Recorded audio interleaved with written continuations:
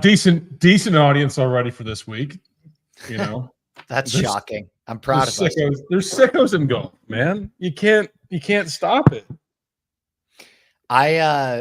We're just in a good stretch. Like, I feel like I know that, you know, not to make this a whole TV ratings thing, and the Masters certainly underperformed, but I still think, at least in our community, the Run Pure Sports community and potentially the larger golf DFS community, we've had a lot of amazing momentum. I mean, we had it, you know, over at Run Pure Sports, our team had such an incredible Masters week, and then parlayed that into myself and a bunch of subs having an awesome Heritage week.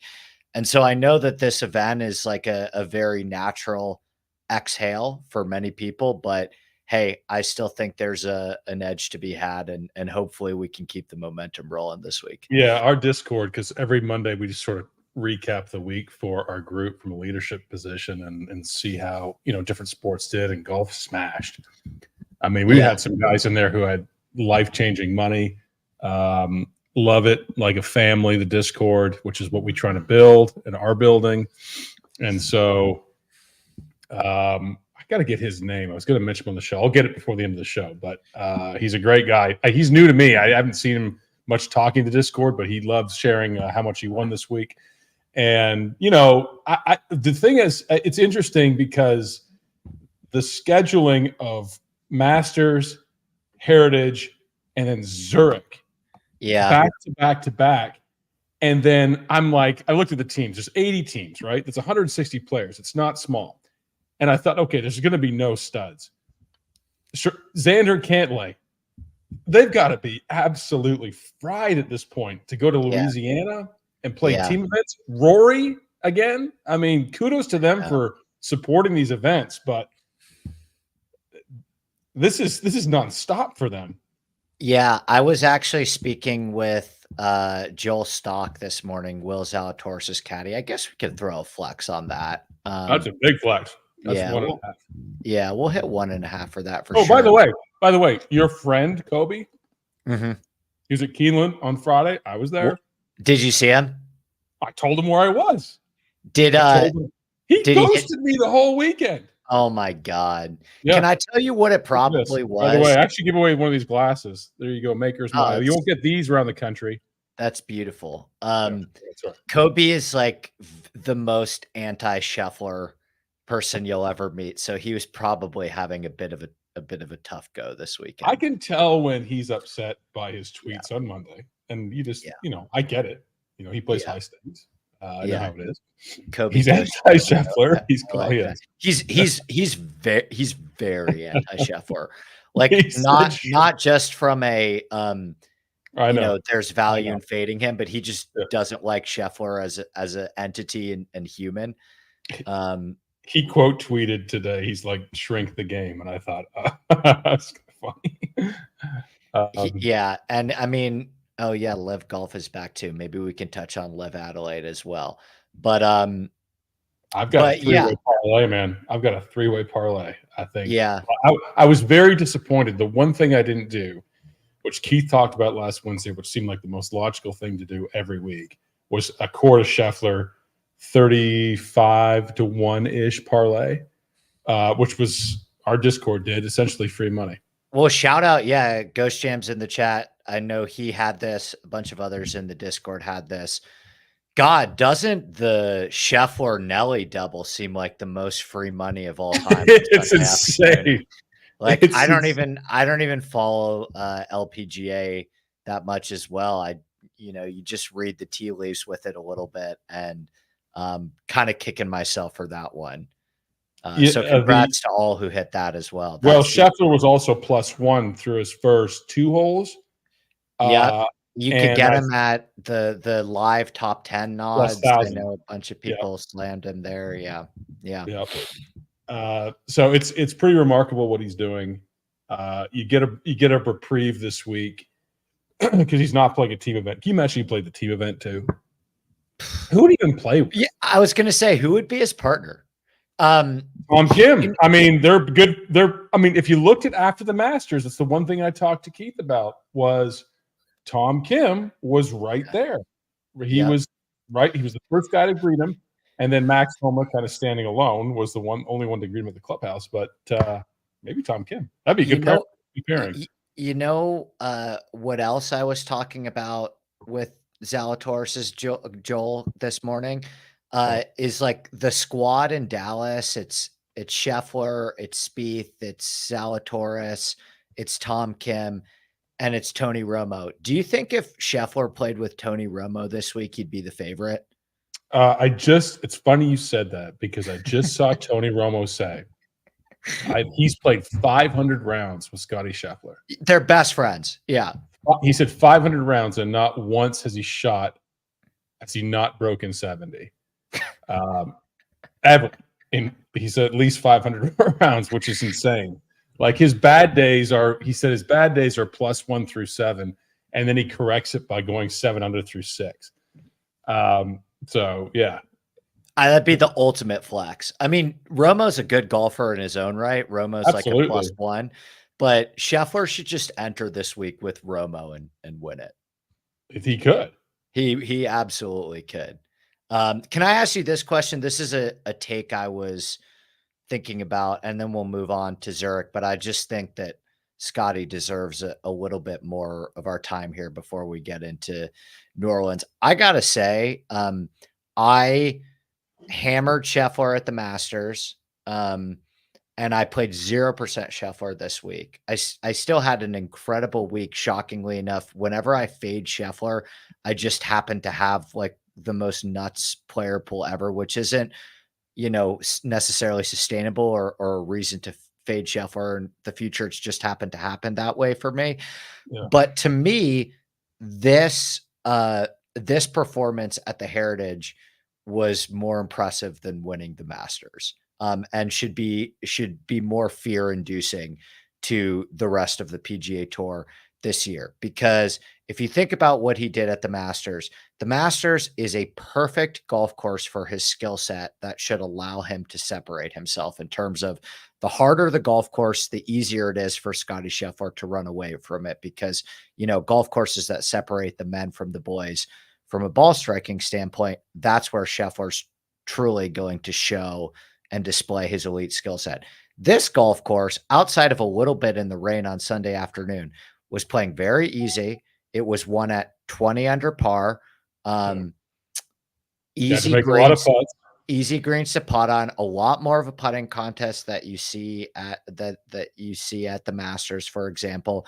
I went to the Pro-Am on Wednesday. Scottie got into Hilton Head at late on Tuesday night, showed up at the Pro-Am on Wednesday, played 9 holes with a couple random farts from RBC, started out the tournament with a bad round 1 and still won by, almost 5 strokes in a tournament that he really had no reason, with a wife that's, again, just another week closer to childbirth. He just got in Tuesday from a Dallas bar. Right. So to me, him winning this week, and I understand the Masters in theory is a harder event to win because you've got all the great live players too. To me, winning this week was given the circumstances and the course fit, this was more terrifying going forward to the rest of there are 20 fewer players, but the talent of the field was still some of the best in the PGA Tour, right? And this is a golf course that Andrew Putnam can win at. Like, this is a golf course where it's a lot harder for Scheffler to go out and run away from the pack. This is not Augusta wins where his mind and his talent is going to be accentuated versus. So what it shows you is his drive to win, right? Because, typically you'd want to take a little break. You'd be a little gassed, but him getting down +1 early, you think, oh, okay, he's going to take the foot off the gas this week. But this is how much he hates losing, and that should scare everyone the most. We know his talent, right? Mm-hmm. If you were to say, okay, it's Scottie Scheffler's +1 through 2, and it's going to be a 20 under winner this week. Okay, he's not winning this week. Yeah. And then he won. It wasn't even like Saturday. It was over. I mean, you just no one could catch him. It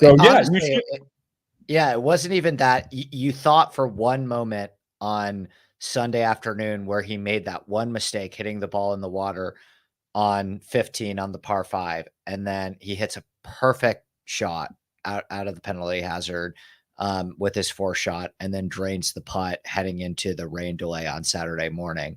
But then the live bots on Twitter are still like, well, half the tour left, and so it's not a strict competition anymore for him. But I'm like, well, you guys were all in the Masters too, and he smoked Rahm by 20 strokes. Yeah, no one can even come close to him. And now you feel like, and I never thought this would happen again, but you feel like that sort of Tiger-ish energy buzz talk from people who don't even like or follow golf. And Portnoy is really leading the charge. And we should applaud him for doing this, because Portnoy is putting a lot of fuel into the golf tank right now. Yeah. But it's becoming sort of that you have to watch next week or the next week he plays to see if he keeps going. And so then you've got the Grand Slam out there, right? Which at the beginning of the year, you thought, okay, this is just a bet of fiction. It'll never happen. But now I think DK set it at 40 to 1, which I saw 60 to 1, which I'm not going to bet that, but it's a fair number. But a parlay of US Open, PGA, and the Open Championship for him right now, the odds is at his future odds. If you parlay those 3 together, which I don't know if many books or at all are taking that, but it's 120 plus 120, right? Plus 12,000. So, $100 gets you $12,000. That's not in the realm of possibility. Yeah.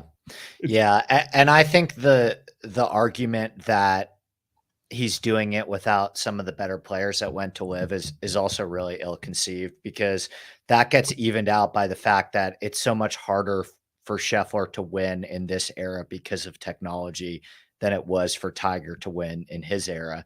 Because what do Tiger and Scottie do best? Find the center of the club face better than anyone else. They have better hand-eye coordination than anyone else.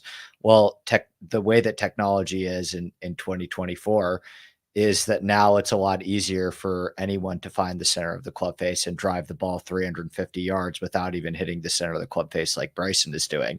So it's actually more difficult for Scottie right now to separate himself from a very good player than it was for Tiger to separate himself from a very good player back in the late 90s and early 2000s. And I would actually argue that a PGA Tour right now without the live guys still has more talent from a data golf skill profile standpoint than the tour that Tiger was playing on for much of his career, even without the live guys being on the PGA Tour currently. And you still have to get those guys in the majors. So I would actually argue that what Scottie is doing right now is, I think he's got a long way to go just from at this age, Tiger had 8 majors. So I think Scottie's got some work to do before I'm really willing to entertain the Tiger Scottie thing legitimate. He's one of the lowest all time. And he's 10 wins, right. And the trajectory is there. The other thing is I agree with you too, in terms of like, I've changed my stance on this in terms of, if you had asked me a year ago if Scottie Scheffler going on a world dominant run was good for golf, I would have told you no, because I don't think that he has enough charisma to carry a sport.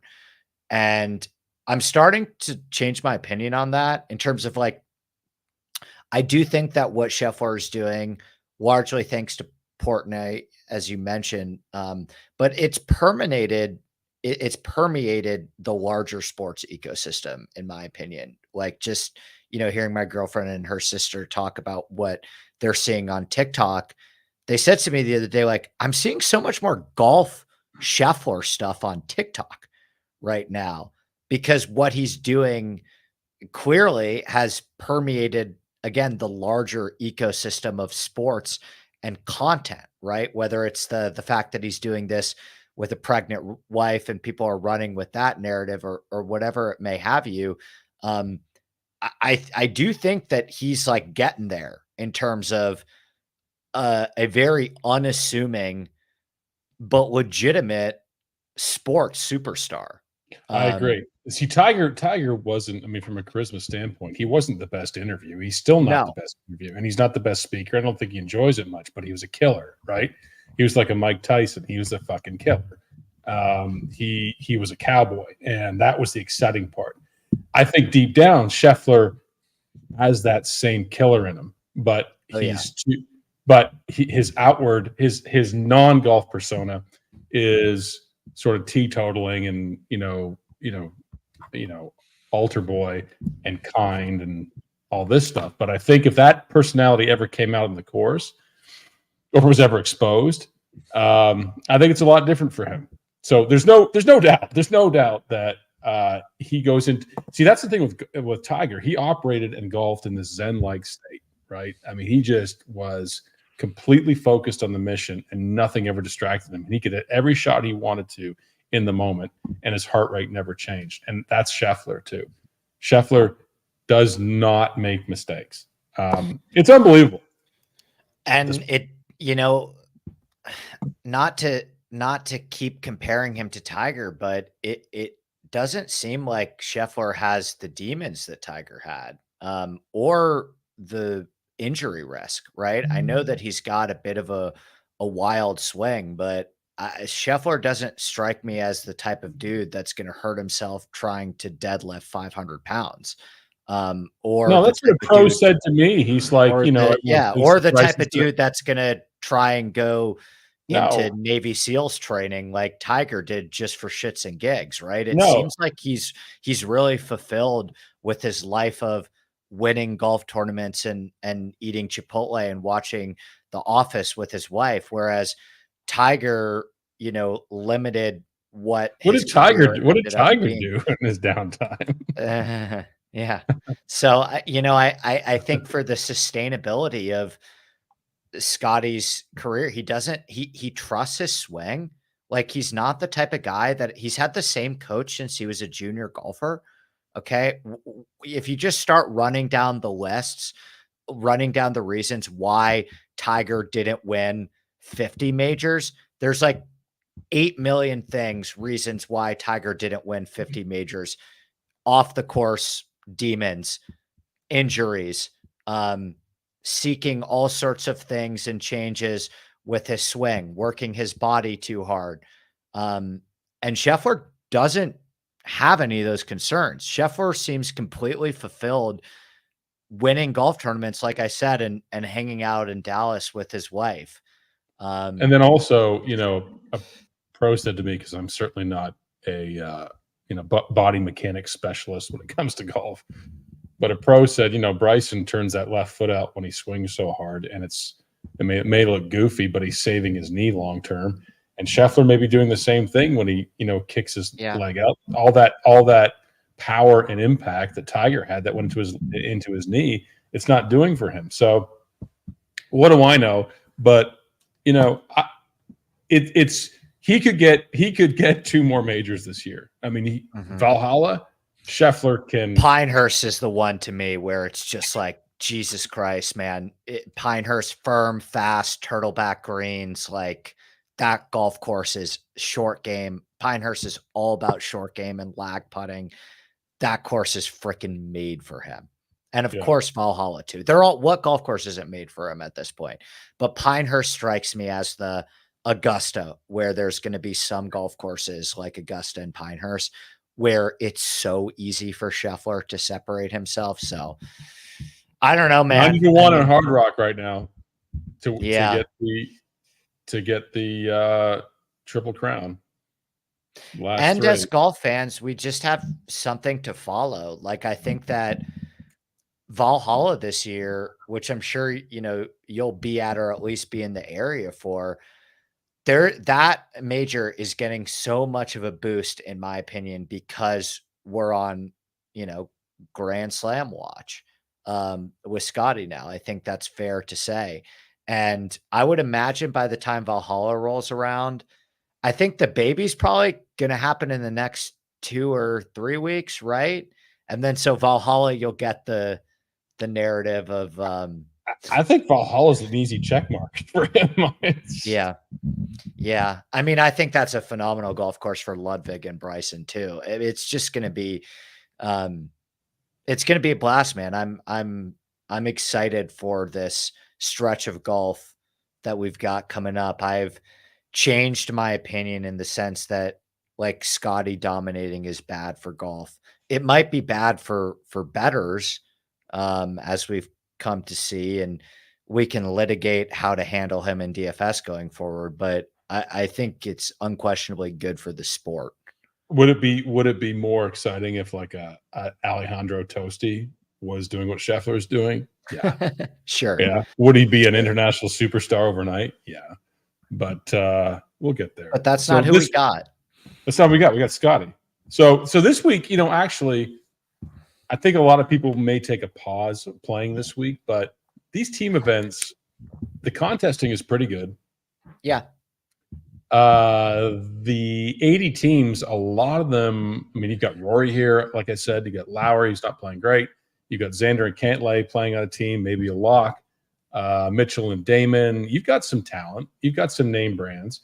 But the thing is, if you want a push narrative for a team event, and 33 out of the 80 teams make the cut, so it's difficult to get a 6 to 6.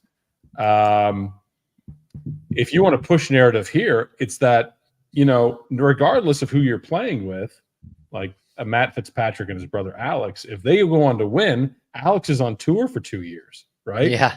He gets a 2-year tour card. He gets to play in the Players. So yeah, I mean, there are some interesting narratives that, I mean, Brooks almost got his brother a card here a couple years ago. So, talk about the course a little bit. Team events make it different because it's all about your rapport with your partner. It's best ball and then alternate shot, which is difficult. Surprised Finau's not playing this week. He usually plays this event, but yeah. Okay. Well, I will say this, I would not begrudge anybody for, going with your gut this week, going with vibes, because there is somewhat little predictive value in a team event. There's a lot more variance and randomness in terms of you're heavily reliant on ham and egging and like what your partner does on certain holes, which has like very little predictive value in terms of what I can model out. With that being said, for the sickos out there, I have a pretty successful formula here. I have hit back-to-back winners. Don't have the partner suck. Yes. Yes. So Xander 8-1 Cantlay. I'm not gonna Vic lap that one like crazy. That was easy money, but I did hit Hardy and Riley last year at 60-1 purely because I just created a formula for figuring out which teams were the best collective course fit. And I've got some takes for this year. Like formula for the Discord and the article, right? We can't get okay. Yeah, it's all there. I created the model and then I ran through the collective aggregate rankings of each team in the article. I already have a full card of 8 teams above 40-1 that I posted in the Discord this mormorning, including I saw it today. It was sicko. Including Rico Hoey and Justin Suh at 140-1, who Huey Mack in the Discord this morning has already agreed to put in every single lineup.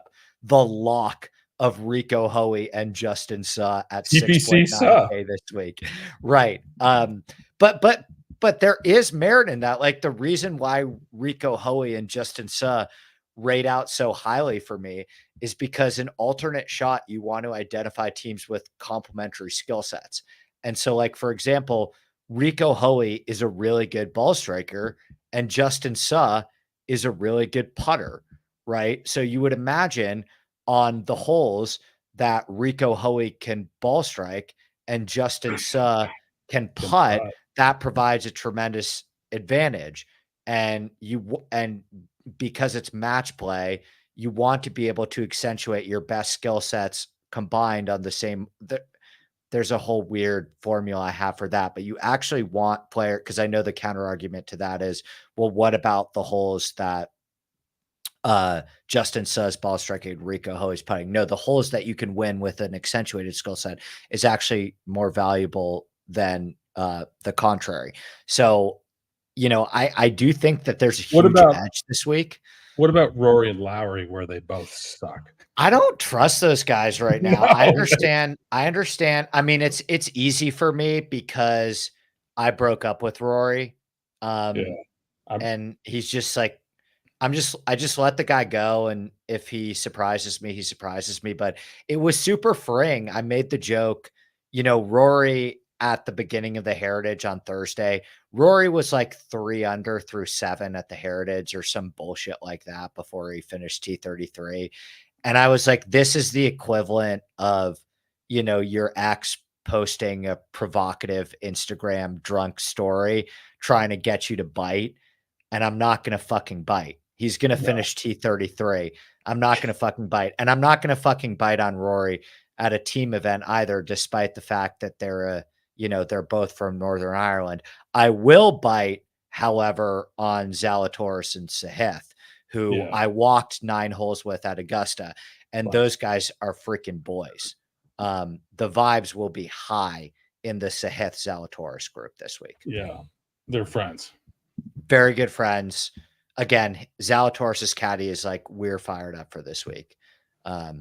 So I think a good way to build this week, Wiley, is lock Zalatoris and Sahith, lock Cantlay and Xander, and lock Hoey and Suh at 6.9. And I think you've got like 7.5 to play with.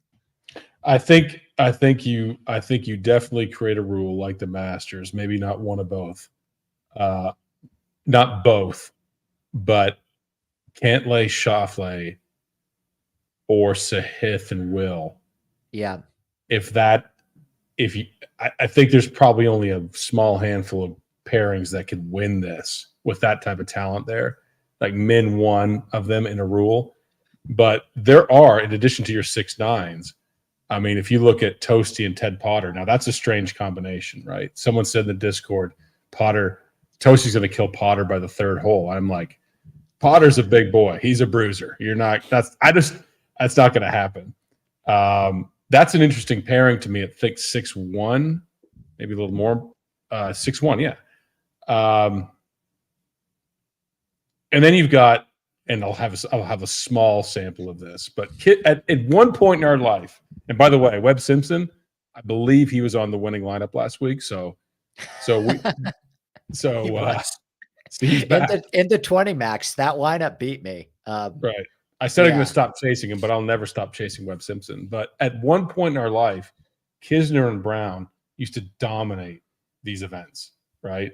Kisner and Brown. And listen, Scott Brown and Kisner, it's a totally different era. And someone said in the Discord that they'd rather play Kevin Spacey than Kevin Kisner. And that may be a linkage to a latest tweet I had about changing Kevin Kisner's Wikipedia page. It was not me, but I may know who did it. I did not suggest he do it, but I may know who actually did it. But there is some stuff in that range that could make these lineups work. Like you could have a Xander Cantlay lock and play it with Sahith and Will Zalatoris pretty comfortably. Now, there are a lot of teams here that you can probably throw out for sure. I mean, some people you've even heard of. I think Eric Cole is playing with his financial advisor. I'm pretty sure Russ Cochran is 65 years old. Who is he playing with? Is he playing with Eric Cole? Yeah, I'm dead serious. Russ Cochran is 65 years old, and I don't know if he's top 10 this year on the Champions Tour. So I think I'm good on that. I also want to say I think the Fitzpatricks are a little fool's gold. I'm going to need to see it a little bit more from Alex. I don't know, Alex. I'm going to need to see it from Alex. No, I just think they're going to get like a full swing bump. And it's like, Alex isn't a legitimate PGA Tour player yet. And you guys have to play alternate shot 2 of 4 rounds. So you play Alex, I'll play Adam Hadwin and Nick Taylor. Yeah, that's a pretty steep. I like your Canadian duo there. I bet those guys at 40-1. I mean, look at Hoagie and McNeely. Hoagie, incredible iron player. McNeely, great putter. That's a sporty lineup. Mm-hmm. Hoagie nearly, he was at the top of the leaderboard last week. Again. So, get Billy Ho coming off a win. Yeah. Right. Billy Ho's course history here is fantastic. He's won an individual vet, and he's playing with LSU guy Tyson Alexander, I believe. That's one team I would probably circle. Yeah. I'm going to be honest. I straight up just made up that Tyson Alexander went to LSU. I'm really good with randomly naming. Why did you give that up? You just say it. Then if someone says you're wrong, you say, no, you're wrong. I'm really good with naming what colleges golfers went to. I don't know why I thought that Tyson Alexander went to LSU. I have no idea where. If he went to LSU and you gave up on it, I'll be pretty damn disappointed because you had it nailed. He's a Gainesville guy. He might be. He went to Florida with Billy. There you go. That's gotta be it. Yeah, University of Florida. Yeah, but he spent a semester at LSU. Remember that? Yeah, doing geometry. Yeah, he interned at TPC Louisiana. Yeah, prove he didn't. So, yeah, I mean, there are like this could be a Jacob Bridgman, Chandler Phillips podcast if you want to go in that direction. This could be a Davis Thompson, Andrew Novak podcast. God, I mean, it's just like this is these are the weeks where you brought me on for. Like these are my Super Bowls. So there'll be content all week in the Discord. Got Riley and Hardy back together again. Yeah. Who were really kind to us last year. Gim and Chan Kim, as Ghost Jam mentioned. That's another great bet. I bet them at 45-1. Don't give the whole list away. I can't. You're right. Let me ask you this question. Would you rather play Kuchar and Stricker, or who's some of the other old guy pairings?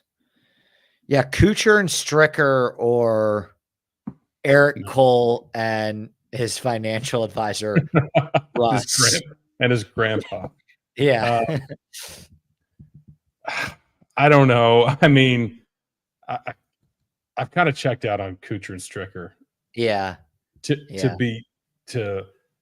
I just think there's better teams, younger, in better form than those guys. But I've been surprised before. Like Russell Knox is back, for Christ's sake. I mean, to me, you get the Davis Rileys back, former champs. I think there's some good things in the sixes, but I really think that what's the floor for Xander Cantlay in a tournament like this? T7 or 8. Yeah, maybe. I was saying 3rd to 5th, right? Yeah. Yeah. And so if you get a 7K winner, if you get no one really if you don't believe in Rory and Shane is playing. I don't believe in them. He nearly finished last week. He was horrendous. And he was horrendous at the Masters. And that's a good golf course for him. He should be good at Heritage. And he has been good at Heritage. Yeah, I mean, I think Cantlay and Schauffele is worthy of a lock. Like, have them in every lineup. I mean, what's their floor? Especially if the 7K wins and none of these super teams pass them. But you can also have a team with both, 2 stud teams on it, and then comfortably have someone, in the sixes do okay. So I forget where I was going with that point, but there's some. Go ahead. Yeah, I mean, Xander Cantlay, Zalatoris Sahith, and Hoey Suh leaves you 7.2 or 7.4 remaining. Average. So, average. I mean, you got Taylor Moore Naismith, right?